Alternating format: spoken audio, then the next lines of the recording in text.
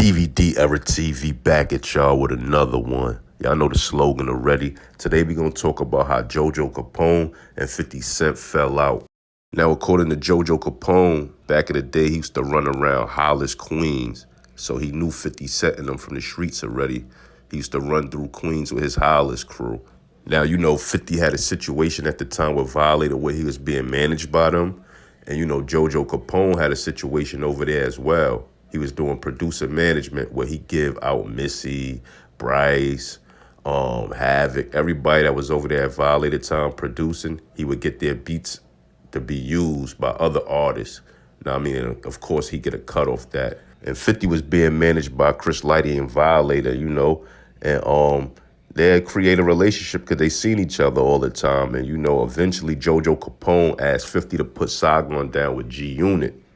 And, 50 said, here, think about it. Because, at the time, Tony Yayo was going to jail. And, he felt like they needed somebody else down with the clique. And, JoJo referred Saigon. Now, eventually, Saigon and 50 will link up through Shy Money Excel. And, they'll start texting each other with the two-way pages and all that and keeping in contact. And, eventually Saigon got antsy. He got to the point where he lost his patience. 50 wasn't giving him the answers he wanted to hear. And, he kind of blacked on 50 through the messages.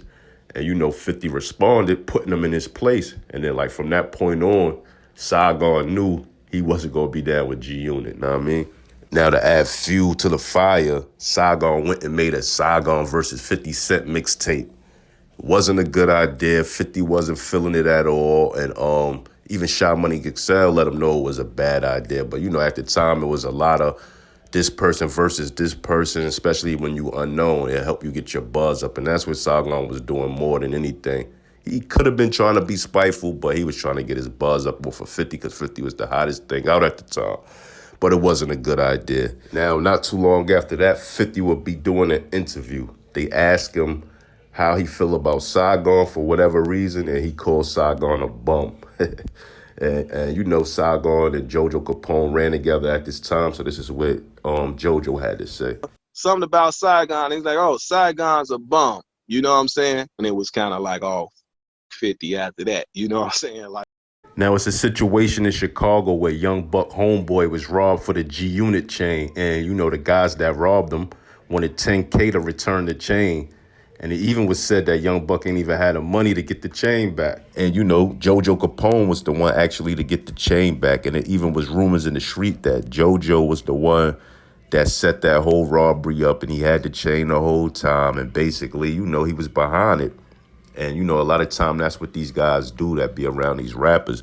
They, friendly extort them. Now, JoJo Capone is strong enough in the streets of Chicago, especially at this time, where he could have got that chain back for free or a little to nothing. But even JoJo Capone himself said it's called the finder's fee. In other words, you're not able to get it back, but I am, and I should be paid for getting it back. You know what I'm saying? And a lot of times what happens too with these guys that hang around rappers, they'll get you robbed, get a hold of the chain, and in return to get your chain back, they either want a feature or some kind of favor that's going to benefit them. And then in this case, JoJo could have just wanted the 10 bands, like, yo, I got the chain, just give me 10 bands and y'all can go about your way.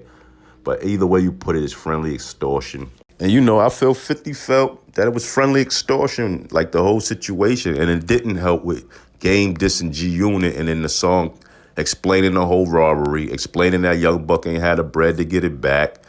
And, JoJo Capone was the one to get it back. So I think 50 wasn't feeling that. He know how JoJo and them give it up. And he just probably cut ties with them after that. You know what I'm saying? And at the time, JoJo was claiming Black Wall Street and how JoJo was able to claim Black Wall Street and jump from crew to crew is because he's doing the protection. You know what I'm saying? He's protecting these guys. He has a street rep. People respect him. So he's able to rep these little cliques and act like he's all for them and friendly extort them. And these rappers just keep them around because they know they're their muscle. And they go to these cities that they know they wouldn't be able to go without these guys. They're protected. But, after the G-Unit disc came out by the Game, you know, JoJo said that tarnished him and 50 relationship. It was over. You know what I'm saying? Get in that comment section. Tell me what y'all think. Like, comment, subscribe. Hit that notification bell. One.